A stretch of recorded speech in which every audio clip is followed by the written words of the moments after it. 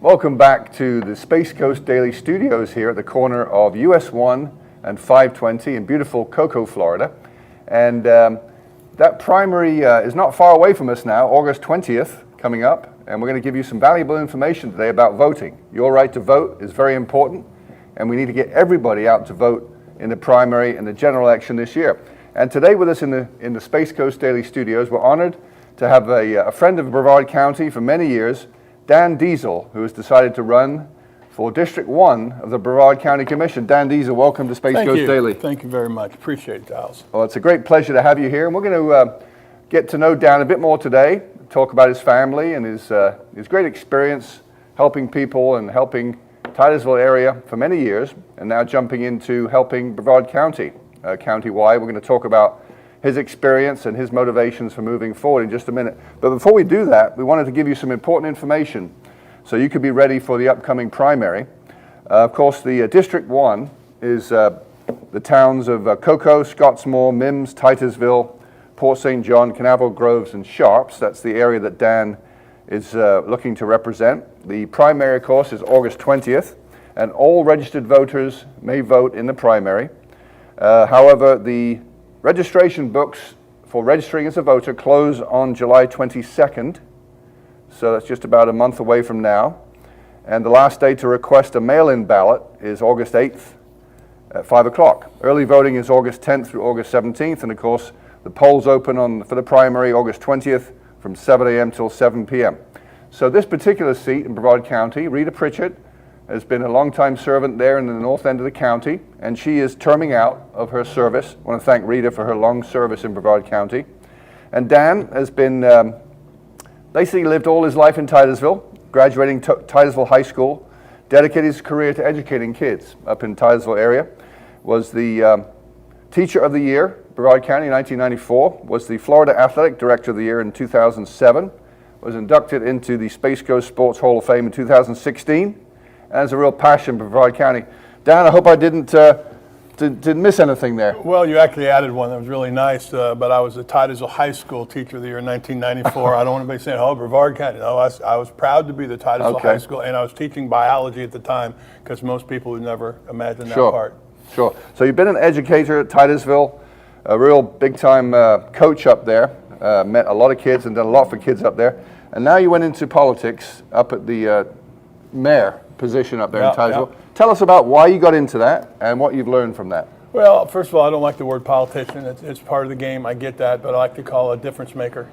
And that's why I got into it, because I was making a difference in kids' lives. And the Christmas parade of 2015, I was a facility AP, so I was overseeing the facility at Titusville High School where we launched a parade.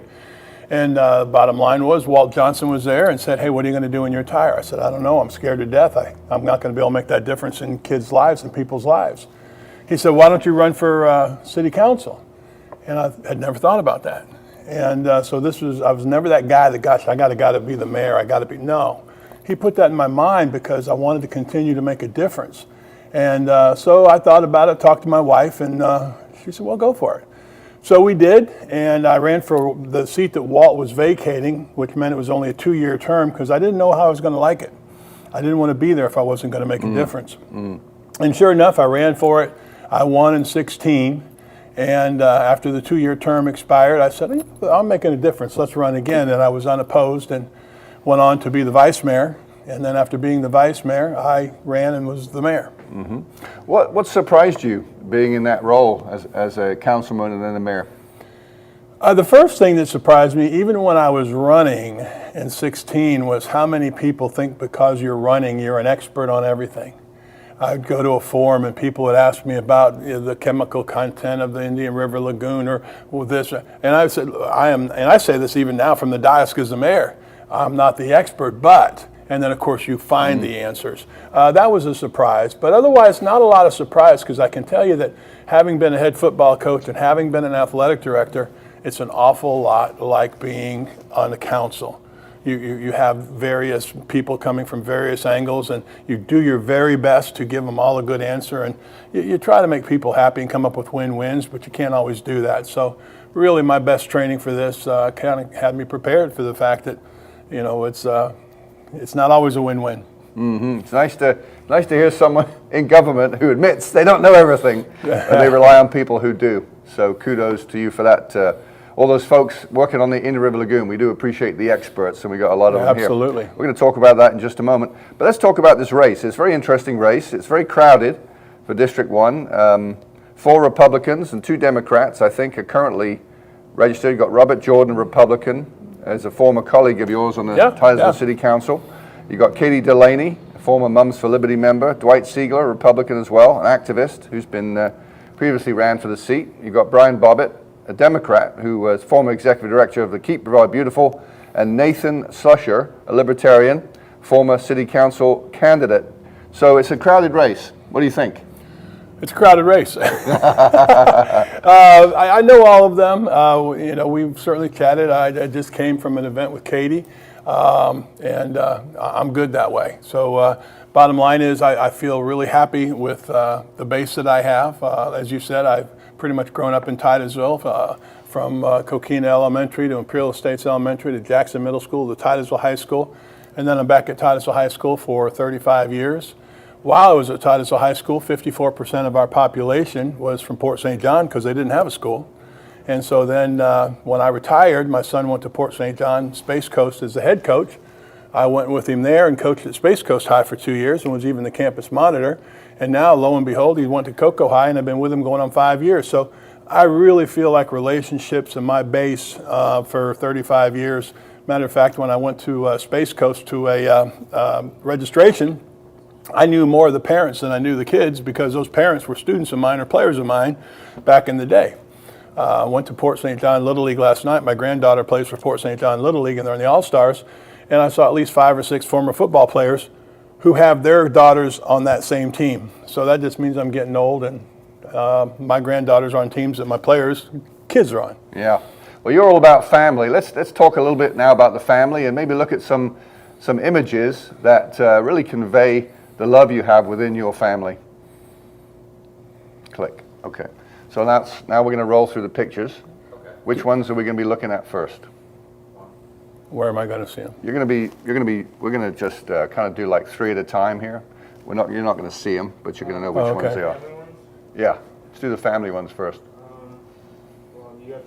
Let's do Dad first. The team picture with Dan as a kid, with his dad as standing in the back as a coach, and his mum with the dog. Okay. There you go. Let's do Mum and Dad first. Good memory. Yep, go ahead. Okay.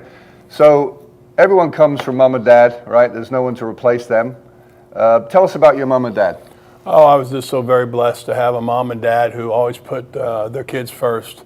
I remember more than once where they're kind of trying to come up with the 35-cent for lunch money, and if they had to sacrifice their lunch or whatever, they're throwing their quarters and nickels and dimes on the table for us, and they were always there for us. My mom was, I always have this story, but there was a time in junior high when I was a little bit nervous, like we all are, and I said to my mom, and I just had this image, remember the old tin Band-Aid boxes? Yeah. I said, Mom, I wish I could just put you in a Band-Aid box and take you with me to school, because that's how important she was to me. Uh-huh. My dad, he was always there, coached every Little League team that I was on, followed me in football. He was that kind of parent back in the day when they let you do that. Wherever the ball was, he's following it up and down the fence. That's the way he was. And he went to every one of my wrestling tournaments, actually drove us to most of them. I hope that I'm half the parent that they were to me. And any parenting skills that I have, I certainly got from my parents. Yeah. This is Dad here, standing in the back with you as a young boy. Tell us about this picture. I was probably in the majors at that point. That was the Braves and Indian River City Little League. And we were pretty good. We weren't great, but I played second base, and he was the manager. And I can't tell you how important it is to anybody who thinks about that, those relationships that you can have with your kids by helping on the Little League teams, because that's such a big part of my memories with my dad. Sure. And his mom, wonderful lady with your family dog. Tell us about this picture. That was her companion, certainly through her last years. That's what she called it. That's my Missy dog. The dog's name was Missy. And it was a very lazy dog, and we had to keep Mom from feeding her too much because she just got bigger and bigger. But the bottom line was we all love our pets. We love our dogs. Probably got that from my parents too. But that was my mom's companion, and just pleased that she had her. But my mom was just showing love. Would never be without something to show love to. Yeah. Tell us about Mom. Tell us some more details of her. Well, she was a kid who, back in the day, very rare, came from a single parent family and lived in St. Louis, came down here from St. Louis. And basically, they had nothing. She was that girl that they used to have to go get coal outside and bring it in. They used to go outside to use the restroom, meaning that she came from tough times. And she always wanted to make sure her kids had it better than her. So I think that was the main crux for her. She did everything she could to make sure that we had a better life than her, because she came from a tough one. Mm-hmm. And she also worked in the school system here. Yeah, thank you. Yeah, she when she got here, she worked at Apollo Elementary first, and then she retired. I take that back. She worked at Jackson Middle School first, and she retired from Apollo Elementary School. And I can tell you now that I still get people to say, "Oh, I remember your mom at Apollo. She was so good to me. She always brought peanut butter and jelly and bread, because in those days they didn't necessarily have free and reduced lunch. But if there was no lunch for somebody, she would make sure they had lunch." Well, you talk about making an impact on Brevard County football, Dan. You've had a career really doing that. And you started out yourself, of course, at Titusville High School. And this is an image of you coming off this field. What fond memories and real strong relationships do you have that you remember from your days at Titusville High School looking at this image? Well, I surely like this image because it does bring back all those memories. And in this day, Coach O'Brien, Coach Pugh, Coach Harris, Coach Armstrong, those guys are a big impact in my life. Probably part of the reason I wanted to go make an impact in kids' lives. This particular picture is kind of funny because I'm coming off the field, and basically what's happened is the top part of my helmet in those days was kind of a oil-filled pad, and the pad had busted and the oil had come all out, and basically it was just a shell. So I come off the field and Coach Harris said, "Come here, Tiger, I got you." And that's how we talked, and everybody who knows him will say, "Oh, that's Coach Harris." But anyway, so he takes a handkerchief and he puts it in the top, puts it back on my head, get back in there. And that's how we used to do things back in those days. So it was a funny story. Every time I look at that picture, obviously I think about, boy, that people don't know it, but there's a helmet that's broken in there, and I'm going back in the game with a handkerchief to protect me. Yeah. But that being said, it's also a picture that brings me great fond memories of Titusville High School and everything that happened there. Let's talk about District 1. Incredible engine of Brevard County, an incredible driving force, really worldwide, being the launch pad for the world. These are exciting times in Titusville, aren't they? Very exciting times. I mean, I've been here since 1965. My dad came down here with the Gemini program and went on to the Apollo program and the shuttle program, and every one of my relatives has worked for the space program except me, because I've been at Titusville High School. But I have never seen, none of us have ever seen, where this truly has become a rocket launch port, meaning that we've got one later today. We had one 2 days ago. We've had two in a day. Exciting times, and quite honestly, and I'm always excited when I hear the word NASA, but I can also tell you I'm also excited when I hear the word private sector, because the word private sector has that place rocking. Well, there it is, quite a history. His family goes way back into the space program. Of course, Dan moved into teaching. What are some of the fondest memories that you have, maybe of some golden moments, if you will, of your long career in teaching? Well, obviously I was, if I had to first say, the first thing that comes to mind is making a difference in any kid's life. There's an awful lot of times, even in biology, where someone would talk to me and say, "Hey, Coach, I've got this problem, I've got this, I've got that."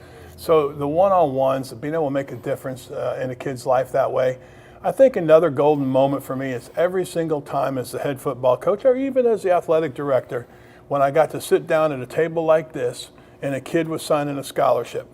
That was a life changer. And you want to make a difference in a kid's life, help them get a scholarship to the next level. And for us, we didn't have a bunch of kids that were going to Florida State, Florida, Miami when I was the head coach. We did in 82 and 83. We had some kids go to Michigan when we were winning state championships in Ohio State.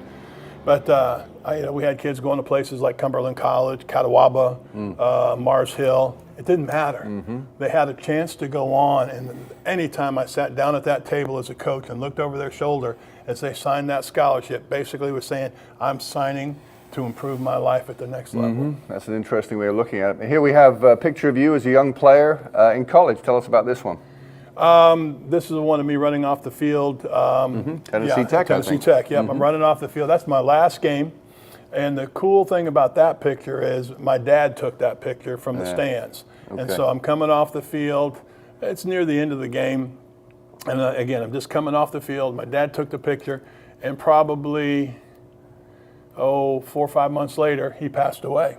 So that's, it was an important picture before, but it became a real important picture after. So very exciting. And also I will say that it brings back memories of my time in Cookeville, Tennessee and Tennessee Tech. Very similar to Titusville. People are great. People care about you. When they walk by and say, hey, how you doing? They mean it. And if you don't give them an answer, they're going to stop and wait for one. So you got an undergrad degree in what? Secondary education, certified in physical education, health, and biology. And the biology is probably what got me the job because there weren't a whole lot of people running around looking for me in PE. Yeah. So you went on to teach biology at the high school? I taught biology. Well, first I did get part PE. I think I had, in those days we had 7 periods. I taught 6. And so I think I had 2 PEs and 4 biologies. Well, that lasted 1 semester, and by the second semester I was all biology. And for 13 years I taught biology, and like you noted already, in 1994 I was Teacher of the Year. And it always cracked me up. I would tell people that, you kind of like to try to break that stereotype. And back in the day, we had Miracle City Mall. You walk down the mall, nobody ever looked at me and said, hey, look at that great biology teacher. But, so it's kind of nice to be able to say my peers voted me. That's maybe why it's one of my highest honors is my peers voted me the Teacher of the Year. And it was also nice because it's very few times I've ever heard that the head football coach also won the Teacher of the Year at the same time. And I was the head football coach at the time. We're looking at an image here of you getting your award as Teacher of the Year. Who's this nice lady with you in this picture?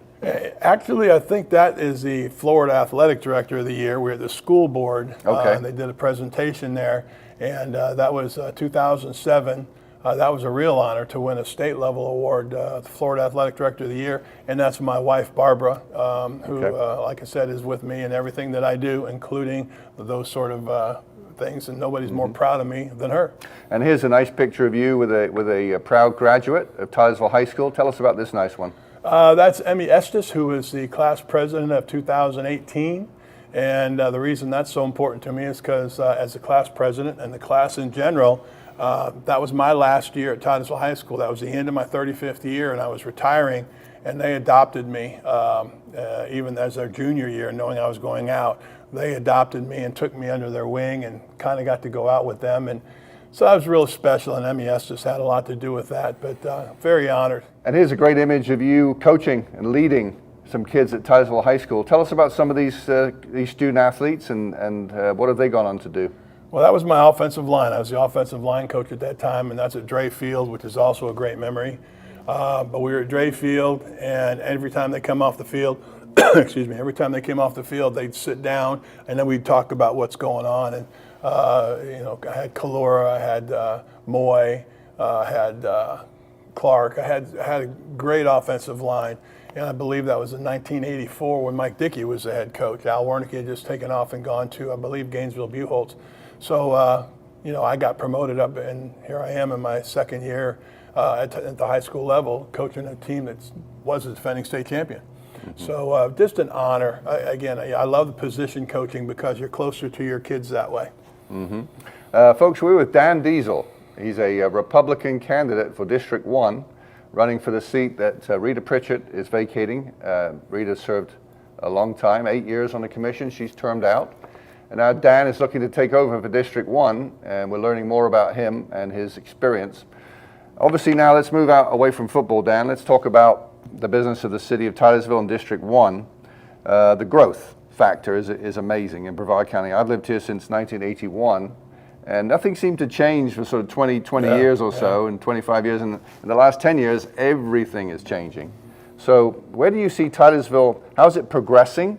And what are some things that concern you and you like to help manage should you be elected on District 1? Well, I think we all like to use the term smart growth, and I like that term a lot because it's one thing to grow, but you've got to grow smart. And part of the growing smart is you got to have the proper infrastructure, which means sewer lines, highways, all the water, all the things that go with growing, and we are growing. But I definitely will say that I hear more and more, especially in District 1, as I do the campaigning and getting out even more, and certainly I hear it as a mayor. I think most of our residents are ready to slow down a little bit. Of course, the problem with slowing down a little bit is we have a housing need. And so while we have a housing shortage and we need some affordable housing, it's difficult to do that if we're not building it. So when I started off by saying I'd like to have a win-win, I think there are some win-wins out there, that we can have some affordable housing, we can have some smart growth, we can have proper infrastructure, but we have to sit down and it has to be thought out. You can't just say we're going to put this here, this here, this here, and this here.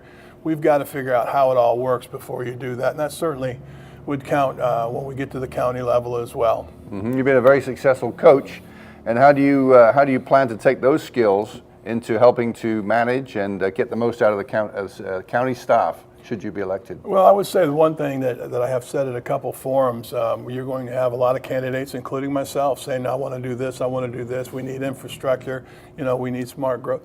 What you really need to do any of that is 3 votes. And I really think that team building is a factor. It's very difficult when you're on a sunshine law situation where you can't sit there and talk to your people except where you're at. But we need to have the same common goals, and that's to better our city, to better our county, and to better our state overall. So I think that's the key. How are you going to make anything happen? You have to definitely get 3 votes. You have to work together.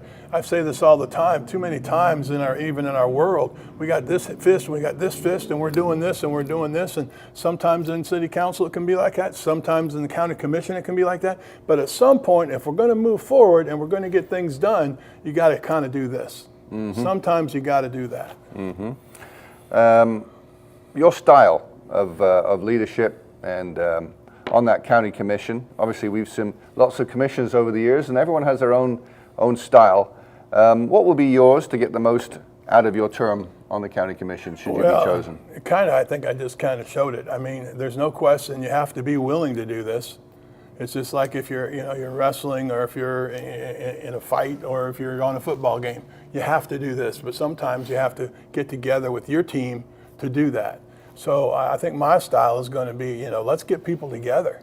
I'm a guy who, one of the things that I'm going to do as a new commissioner is I'm going to be out. I was just out yesterday talking to people. I was out today at some events that involve our constituents. I'm going to be out. I've always told my coaches, when I was the athletic director, the most important thing you can be isn't necessarily be nice, isn't necessarily be smart. The most important thing you can be is be there, be present.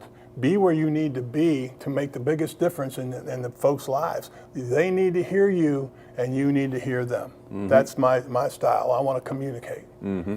The Indian River Lagoon, 160 miles, goes through 4 counties. Incredible, beautiful piece of water. The more I look at it, the more pleasure I get from it. Do you think it's improving with these hundreds of millions of dollars we're spending in trying to restore the lagoon?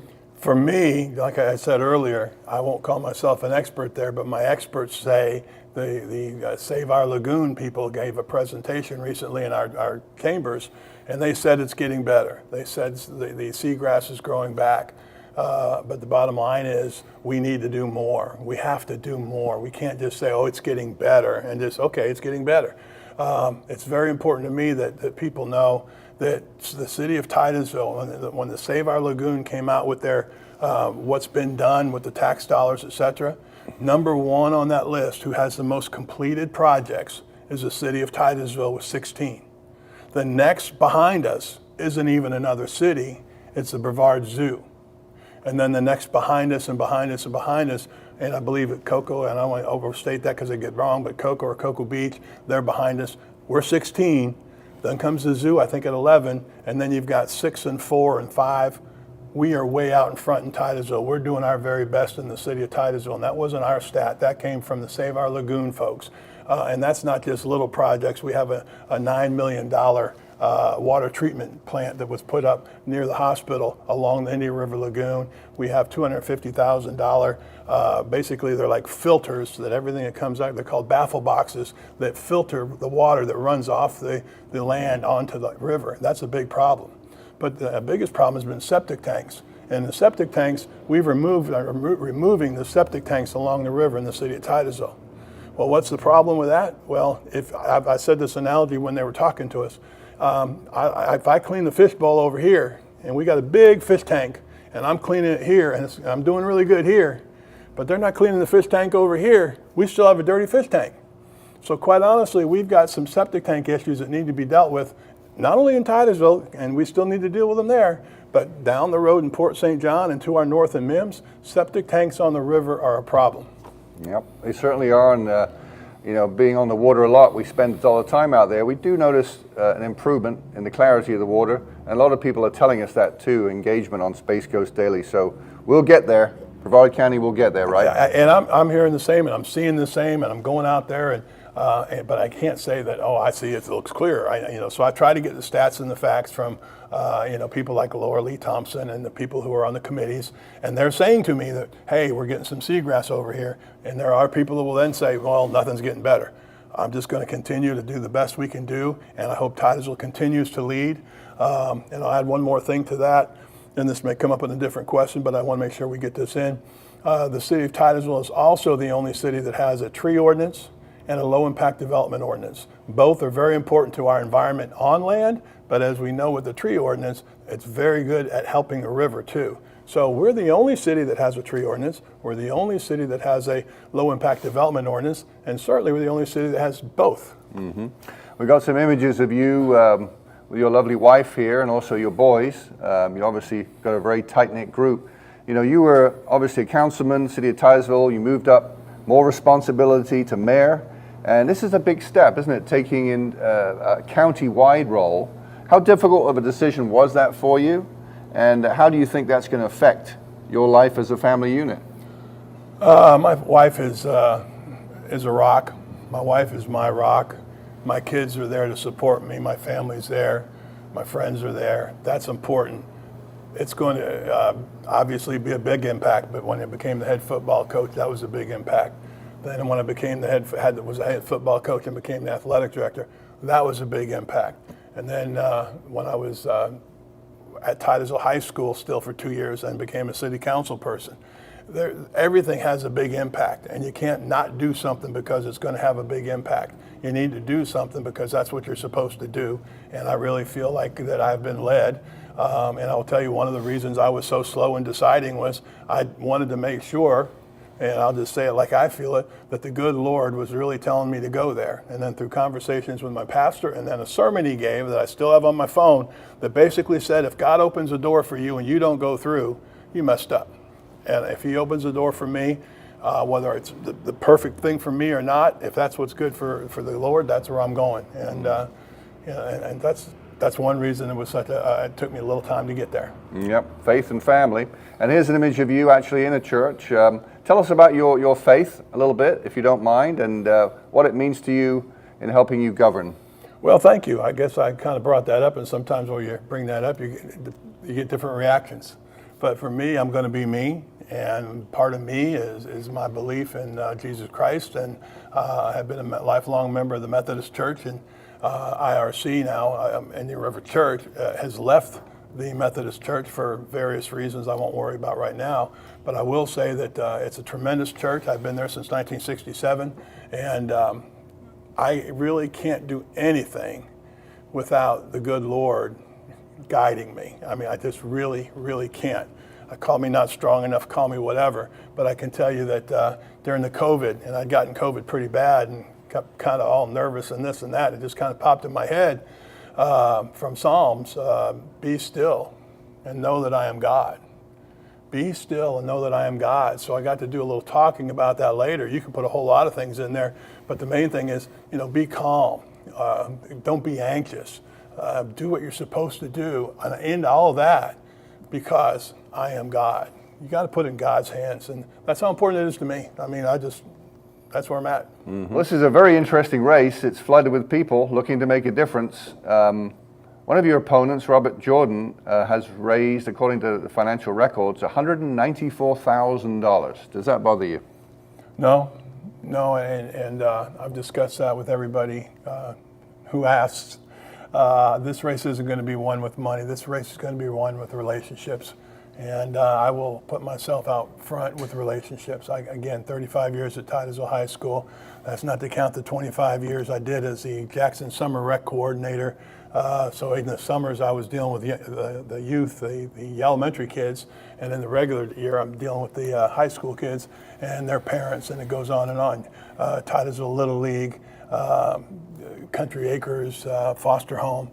I feel like I never ever did anything because, gosh, I hope they'll vote for me. I never planned on running for anything. That has nothing to do with anything. I feel like I've been me.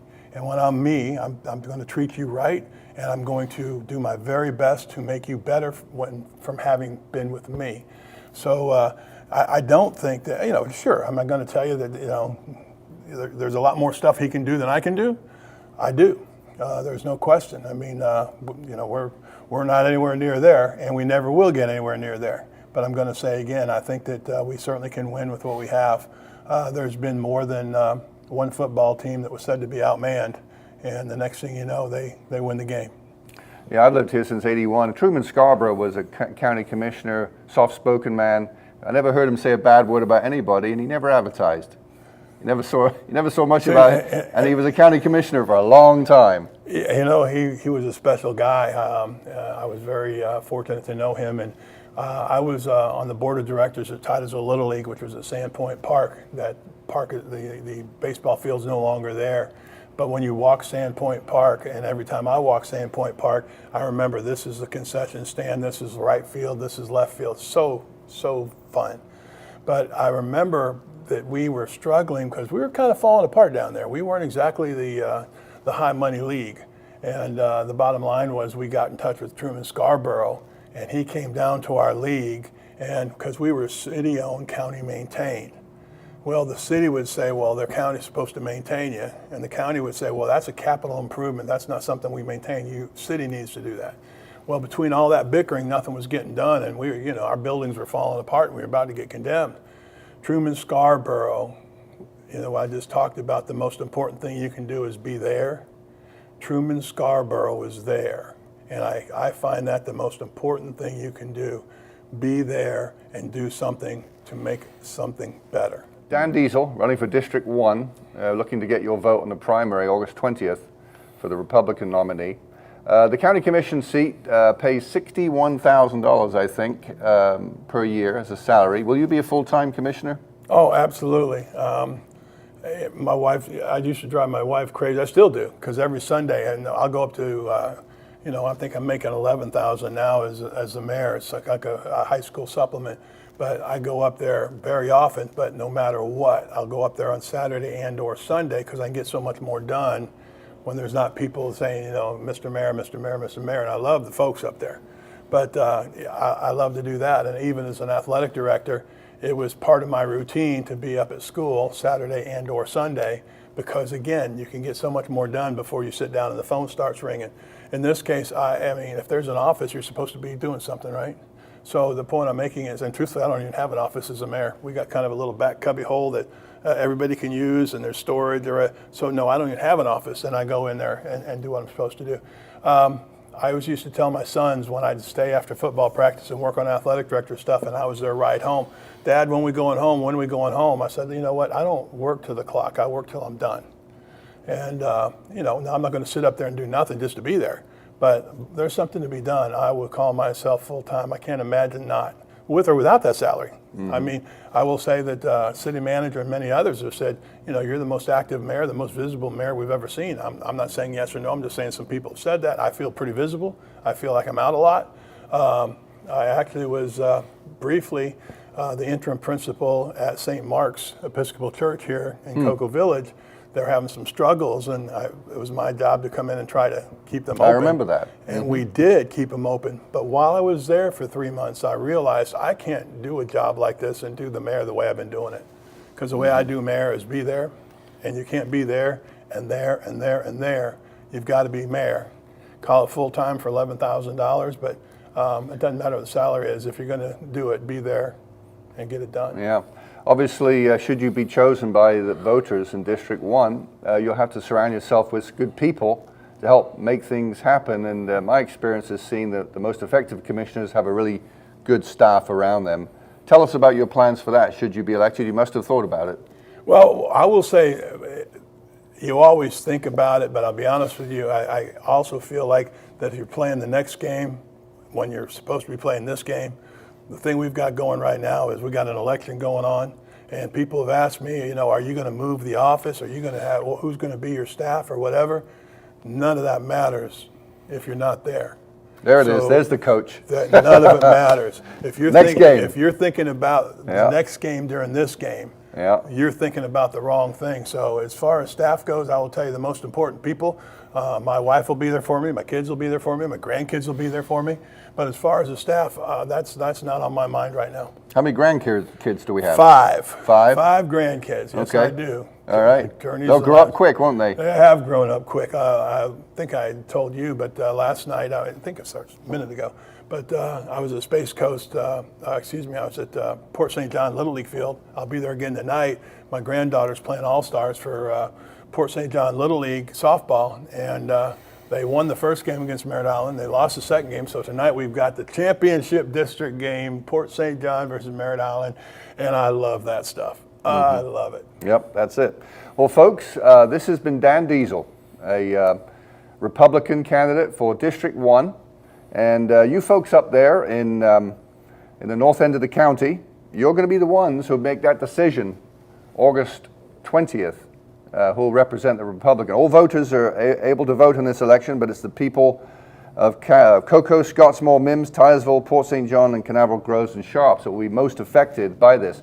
Dan, as we close, what message do you have for the people out there as to why they should click Dan Diesel on that ballot? Well, the first message I have for the people of North Brevard is you are special. You deserve to be special. You deserve to be represented. And you deserve to understand, and the people who I work with are going to understand, that this county doesn't end at 528. And this county doesn't end where I'm at right now at 520. This county doesn't end until you get to the Volusia County line. And too many times in my time here, whether it be infrastructure, whether it be recreational facilities, which will be on my list, whether it be proper fulfilling of employment opportunities, I feel like sometimes the North area has been neglected. I can tell you as a high school athletic director, I felt like there were too many times that too many great things were going south and we were still playing, and I love Dre Field, but we're still playing at a field that we got to get in a bus to go to. The portables were falling apart. The field was not adequate. We had to cancel a girls' soccer tournament because our field wasn't ready to take it. And that's embarrassing. And that is what we have dealt with. And then I remember taking a football team down to Palm Bay to play in their castle of a stadium. And I said to them, this is what they get in the South, and this is what they think of you up north. I'm not going to overly make a big deal about that, but I can tell you right now that in our schools, there are 2 schools that have turf fields. They're about 4 miles apart, Palm Bay and Melbourne. And I love you guys in Palm Bay and Melbourne. But I'm telling you, we don't have that up in Titusville. We have wonderful facilities, and I appreciate Truman Scarborough and our director up there, Jeff Davis, does a great job. This isn't about somebody not doing a great job. But when we have a softball tournament, if it rains, we're not playing anymore because the field doesn't hold water up there at Chain of Lakes. But boy, you go down to Vieira. Whew. The point I'm making is, folks, I want you to know I will represent you. We'll get the 3 votes we got to get. It's going to be fair. And I want you to know that I appreciate that you are the grassroots people, not only of our county, but of our Central Florida area and of our state. You are grassroots. I am grassroots. I am no elite businessman. I am no elite wealthy person. I've been a career educator. Rest assured, I'm not living high on the hog, and nobody calls me elite wealthy.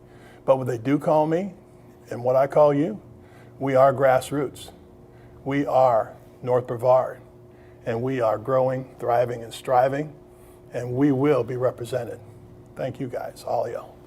There is, folks. Dan Diesel. There's a diesel coming down the tracks.